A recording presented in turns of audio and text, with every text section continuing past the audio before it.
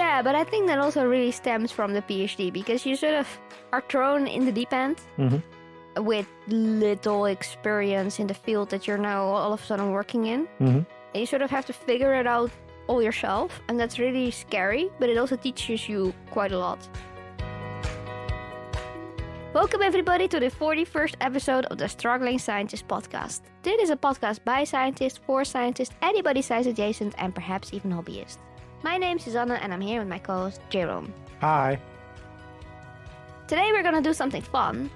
We're gonna talk about 10 lessons we learned from the PhD. 5 from Jerome and 5 from me. And let's see what we actually learned from the PhD besides the science. So, let's start.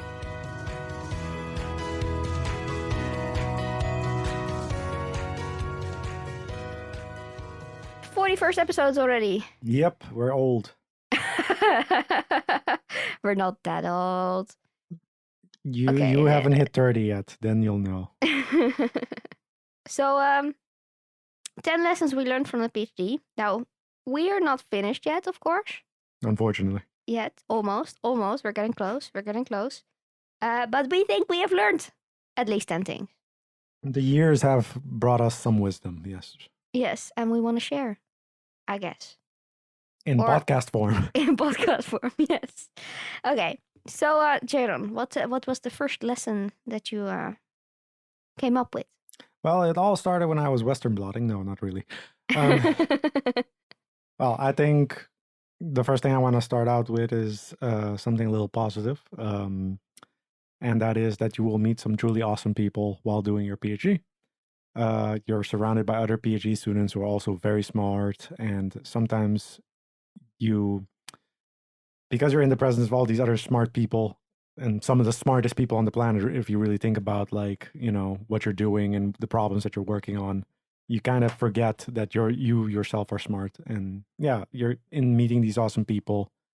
You also get to realize that you're also kind of awesome just by being able to be around them, I guess. Okay, interesting. Yeah, that was. And you met me, of course. So. Oh yeah, that too. Yeah, I should have led with that. No, okay. Yeah, I think there's definitely some awesome people to meet, and it's always nice to meet people with the same type of interests as you. Mm-hmm. So that helps. I mean, it's not only that, right? I mean, just generally smart people, not only working on their PhD, but also tackling other stuff as well, like doing a podcast. We've met a few people like that already. True. So yeah, cool. Okay. What have you gained in wisdom over the past years? Well, I think my biggest thing that I've learned, biggest lesson, is that I've learned that you can literally, basically teach yourself anything. You can learn anything you put your mind to. I mean, that is also true outside of the PhD with all the skills you might want to learn outside of your PhD. There's nothing that you cannot learn, especially with the things that we have available these days in the internet. You can teach yourself anything. I mean, we taught ourselves how to do podcasting and everything. I was just about to ask, name some examples, but there you go. Yeah, but I think that also really stems from the PhD because you sort of are thrown in the deep end with little experience in the field that you're now all of a sudden working in. And you sort of have to figure it out all yourself, and that's really scary, but it also teaches you quite a lot about self-sufficiency. Self-sufficiency. How are you going to teach yourself a new skill? And that's, I think, a really, really important thing to take out of a PhD. I agree. I also just think it's sort of our privilege now that we have access to things like YouTube and the internet in general, that we are able to learn things much faster as well than maybe previous generations, I would say. True. But I mean, also in the past, you were able to teach yourself things. It was just a little bit more difficult. Yes. I think they might have also had different interests than podcasting, right? That is true. But blogging was still a thing 20 years ago, I guess. But yeah. Yes. Okay, what is your second one, Jaron? Okay, so this is where the fighting happens. I think fake it till you make it is terrible advice. No, that's what I always say. How dare you? These are fighting words. So let me explain. I know the sentiment is always great. I mean, obviously, the people who are saying this all just want to help, and Yes. the Indeed. sentiment is great. It just, I think it sort of implies, I think maybe something what one of our previous guests, Mark Reeds, also said about like imposter syndrome, that you're an imposter until you quote unquote make it. And I don't know. I don't think that that's necessarily a feeling. I mean, I think if you're just starting out as a professor, or you're starting out as a PhD, there everyone may at some point feel like an imposter, or maybe feel like they don't really belong. And I think it's easier to sort of normalize it than sort of say like fake it until you make it. And I don't know, it's just sort of. I can see a point. I do think at some point we are all, I mean it more like we are all just trying to do this thing that we really don't know 100% how to do that, because that is literally science. You're trying to do things that you don't completely understand. You're trying to figure them out. And yeah, no, I get it. I mean, but I can understand that I understand your point. I think for daily sort of practical advice, I think it can work. I mean, I'm just sort of thinking like for on a society level, or maybe just PhD level, for like hundreds, if not thousands of PhDs in academics, it sort of it keeps reinforcing this idea of like you're an imposter from the moment you start until you quote unquote make it, whatever that means.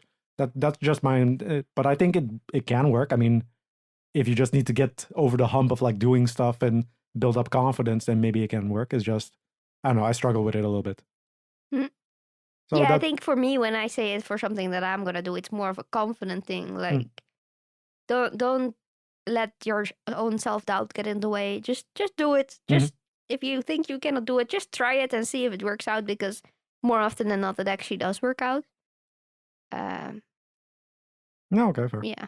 Yes. Well, that was one thing that I wanted to fight with you about on the podcast. Well, okay. So give me your next piece of wisdom. Okay, my next one that I learned is that academia is a competition, and that the game is not always a lot of fun.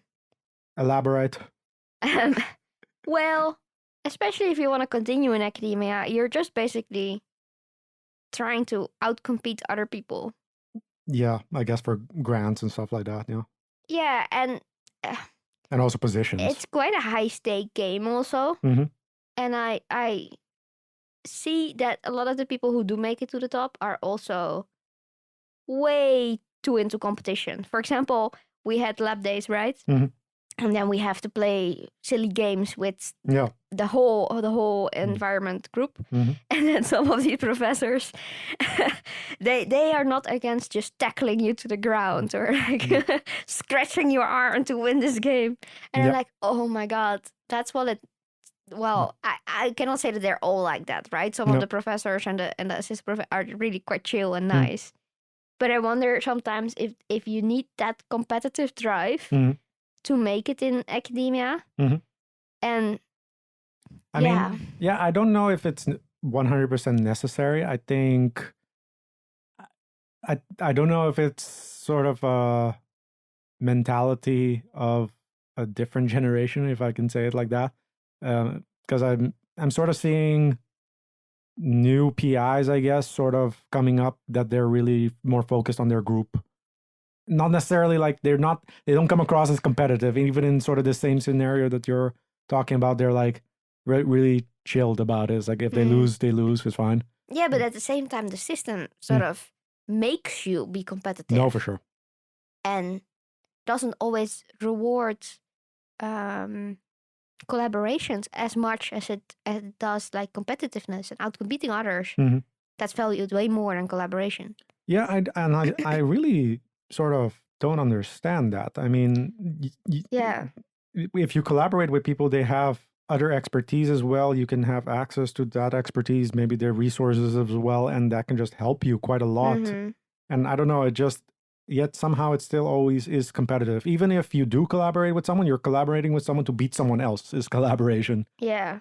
So, yeah. And that's just how science is built. And that's not like the fault of the people in science. That's just how the system works. Yeah. And I have realized that I don't like that about the system.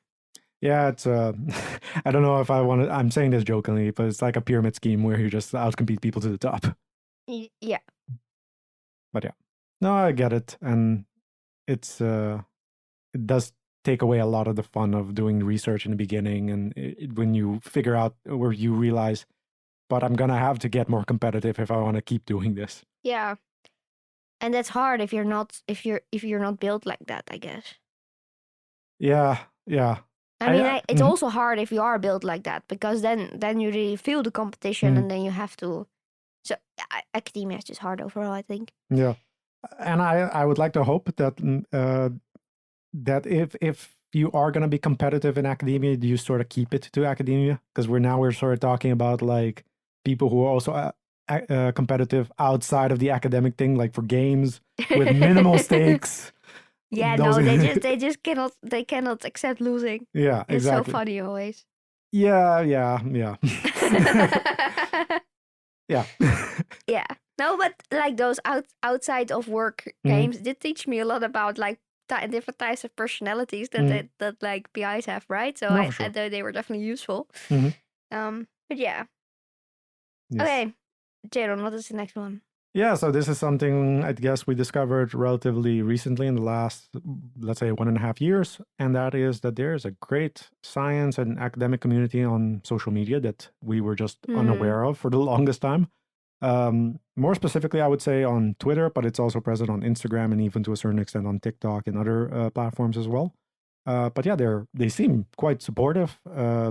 Always willing to provide some help, some resources. Yeah, you can ask anonymous questions also if you want. There are accounts that can help you with that. No, for sure.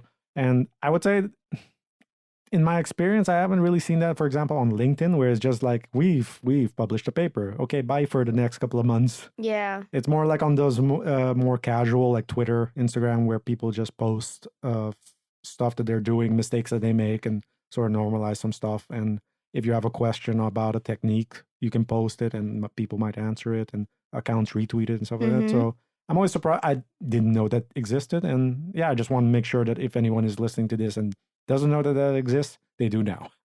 Yes.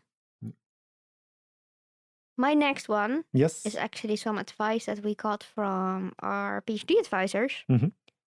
Is that you are not your PhD. Elaborate. I will, don't worry, relax. Because it's really easy to sort of feel down when your PhD is not going well, and to feel as a failure if your experiments are not going well, or you're not getting the results that you were hoping for. But you shouldn't connect your self-worth to how well your PhD is going, because you are a full-rounded person, and you're not just your PhD. You also have a lot of other qualities to you. Other areas of your life, I guess. Yeah. Well, yeah, and also just as a person, right? You are valuable as a person, and you should also take the time to focus on that, to take some time to be in contact with yourself, or maybe develop yourself in other areas than the PhD. Maybe get a hobby, or just do something that you love, or go for walks, or something that sort of disconnects you from just only valuing yourself as a PhD student. Because especially also if you are in a place where most of your friends are also from your lab, which tends to happen. That definitely happens, because especially in Corona times, it was really hard to meet people outside of it. It becomes hard to disconnect from it and to value yourself just for being you and being an amazing person. So, no, for sure. I think this is also this, at least from what I've understood from listening to other podcasts where they interview like these elite athletes that are competing for multi-million-dollar deals and stuff like that. If you mess up once and you lose $1 million and you lose a deal and stuff like that, this is also the type of advice that they would give to these athletes. Like, hey, you messed up once, it can happen. Just keep going, keep working on yourself. You're not less because this happened, or you're not more because it happened. What you expected to happen. And yeah, it's just overall good advice for, I would say, life. Yeah. Yes. Okay, next one. Yes, so I would also just add that you are capable of much more than you think. So, like I said earlier, you're surrounded by some of the smartest people, some of the most hardworking people, I guess, on the planet, and PhD students who are, I think, for the most part, like in the top 1% of like, IQ on the planet, and just working on problems that don't have clear solutions, that some of them will probably really help the world. And in that, you also just need to realize like you're doing something that's very complicated. We are putting ourselves in a position where we are so focused on our PhD, to what you said, that we tend to forget that we're also capable of other things, and we can do other things quite well. And maybe something we're struggling with, but maybe in other areas of our life, we're also able to succeed more and find, some relief, some joy, and that helps clear our mind and achieve better results overall. I mean, life obviously has quite a lot of different areas that you can do well in. And I think if you just sort of diversify a little bit and focus on all the different aspects of your life, you will see that you can do a lot. Like when we started this podcast, we didn't think we were going to be podcasters. We didn't think we would write blogs or anything like that.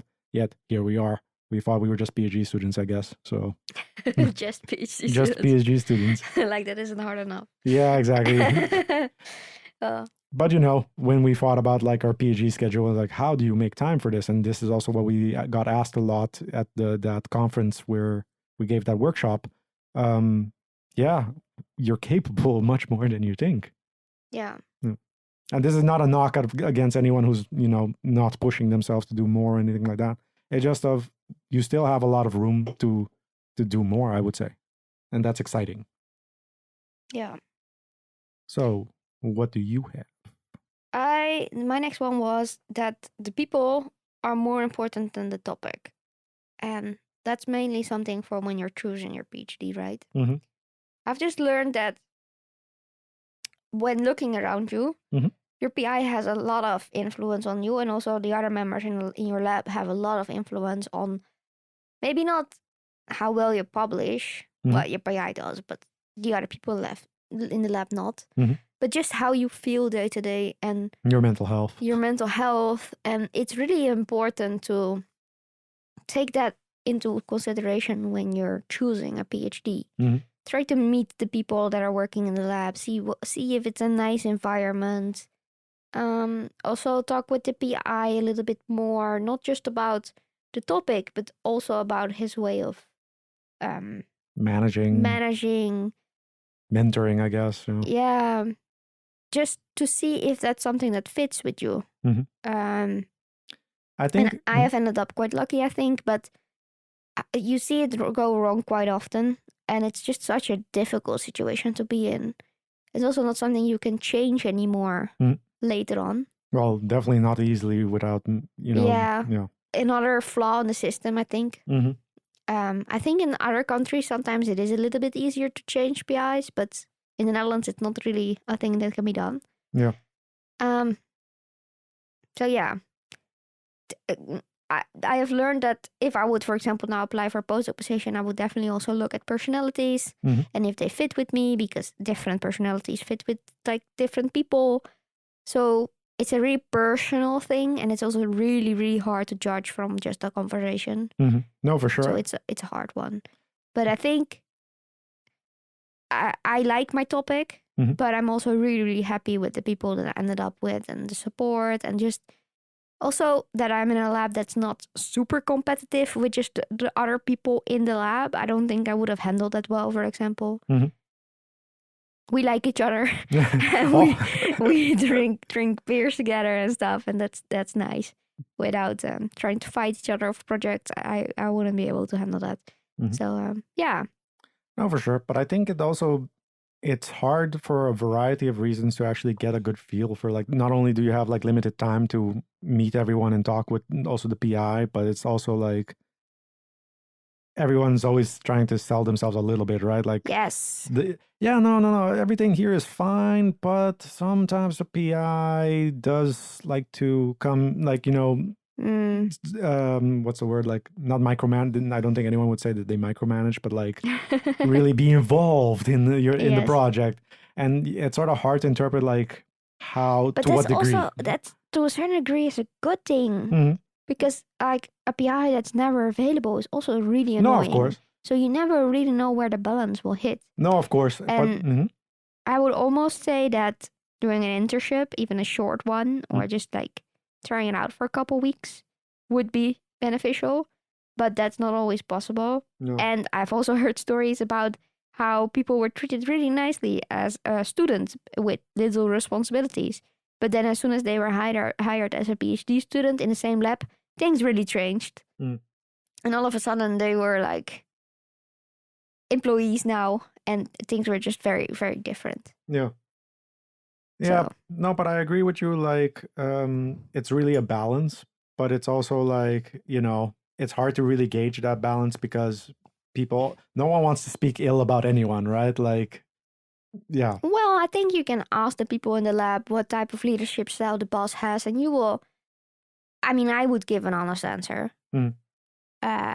And that's not necessarily negative, but just like you need to be able to see if that fits with you. And yeah, but I think it's also important to emphasize it's not just the PI though, it's also the other colleagues. Yes, definitely. Because if there's a really competitive atmosphere in just the lab by the other PhD students or the postdocs, that's also really, really hard. Yeah, for sure. And yeah, just difficult. Also difficult because people in the lab move in and out. And in the 4 years that I've been working there, I mean, I have been now with one other person. I'm the only one that's left except for the PI. So there's a completely different group now than when I started, right? Yeah. So even if you try your best to sort of judge this, it's still hard. Yeah. Yeah, I mean, obviously as people come and go, the atmosphere is going to change. Yeah. So I guess the most important person is probably going to be the PI because they're the constant, I guess. But yeah, I don't know. It's technicians usually also stay around. Yes. Yeah, I really struggle with the idea of like how can you really gauge the atmosphere super well, and especially like if you're a master student trying to find a PhD position and there are very few going around, and you may have been already turned down for a couple. It's sort of like you're a little desperate at that point, I guess. You want you want a good position, right? Obviously, yeah, definitely. Obviously, you've already picked this and because even it's if you know how important it is, you might just say yes because you really like the topic or you like the. It's a flaw in the system, I think. Also. Yeah. I don't know how to fix it though. No, for sure. Yeah. But yeah. I think ultimately, I remember there was one position that I was applying to when I was applying for a PhD position. I think I would have gotten it. It was sort of in the same interview week that I had the one that I got now. And I definitely saw some red flags, but I was like, well, if they hire me, I'll probably take it. I can take it on. It's just 4 years. I can survive that. And then this person will also be gone. And then that problem is also solved. It's fine. But yeah, looking back is like, ooh, run away fast. Yeah. So yeah, I don't know. Okay, then I will continue on with my last piece of wisdom that I can impart on the younglings. Okay. And that is that academia is not for everyone. And unfortunately, that can be quite sad for some people to acknowledge. But I think whether it's the style of work, the impact that you can have with your research, the salary, or the lack of sort of future career prospects in like postdoc positions, it's really not for everyone. Like the system is not really built to keep everyone that starts a PhD and wants to continue in academia in it.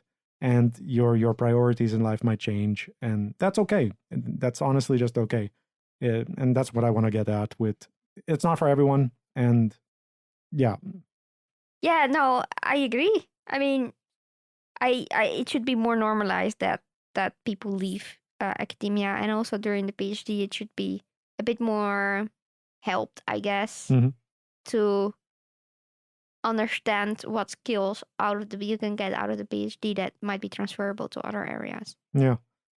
I sort of struggle with that because everyone who always asks you, especially in the end of your PhD, so are you going to stay in academia or are you going to go to industry? And industry can be literally anything. Uh-huh. And it's so awkward that that's sort of our understanding of like academia versus industry. Yeah.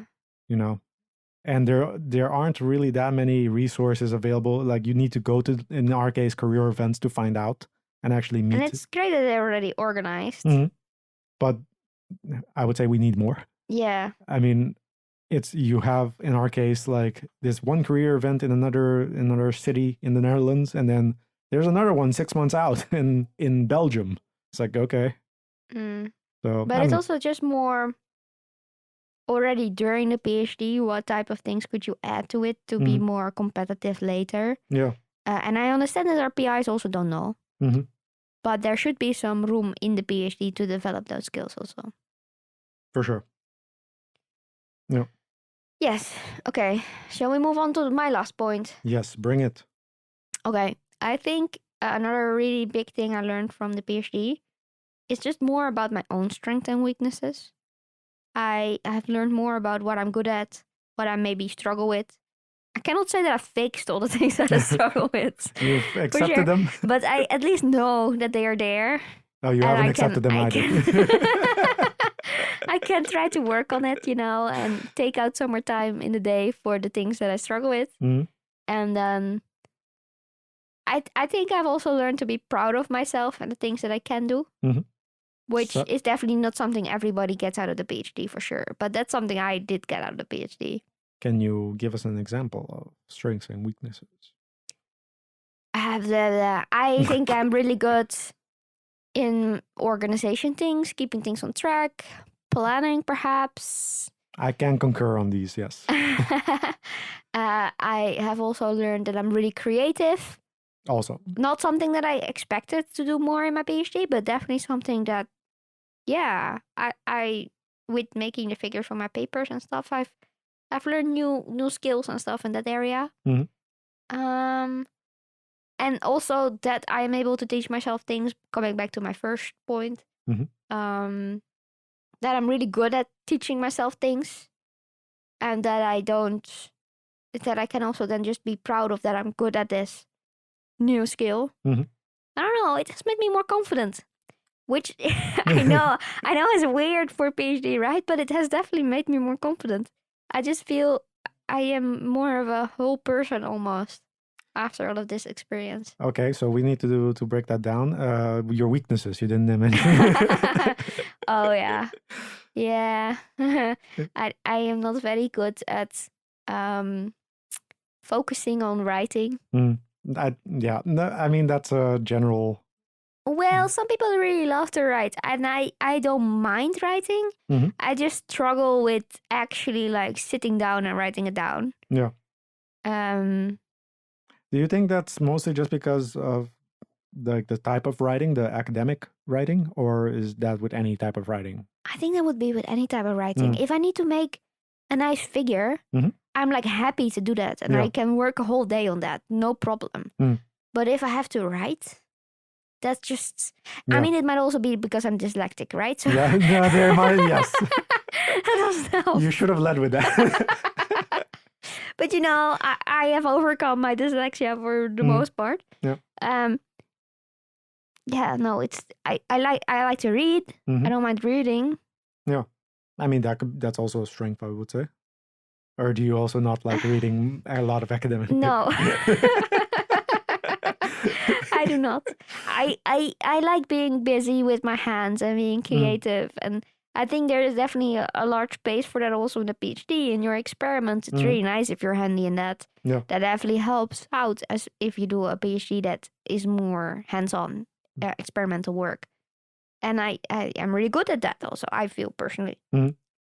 Again, I have learned to be proud of things. Yeah. Not fair. And again, I have not conquered my weaknesses. Like my writing, I have definitely not conquered this weakness. I don't think most of us do. We just sort of get over it, surviving, like, it's over. But no, I am proud of all the things that I've done. I'm proud of all the things that I've accomplished. I might not have the most high impact papers at the end of this, But I had some really cool projects that I got to see through from the beginning to end. Some things I discovered myself, which is absolutely cool. And I got a lot of opportunities in this. And I think at the end of this PhD, I will be really proud of what I've accomplished. Not every day. Some days. Oh, yeah, I have definitely heard you on those some days. Yes. Some days I really hate everything and I will never do anything good again. But like most days, I'm really proud of myself. Hashtag Motivation Monday. Oh yeah. But that's my last point. That I've really learned a lot about myself. I've grown up, become almost an adult. Almost, you know. You're almost 30. It was about time, maybe. I don't know. Yeah. Okay, cool. Have you become almost an adult because of the PhD? In some ways, yes. In some other ways, no. I mean, I've become more open about my mental health, I guess. That's definitely a good thing. I'm trying to figure out what works best for me. And I'm starting to realize that's not exactly how other people like to work, I guess. I feel like I'm an acquired taste that many people don't like.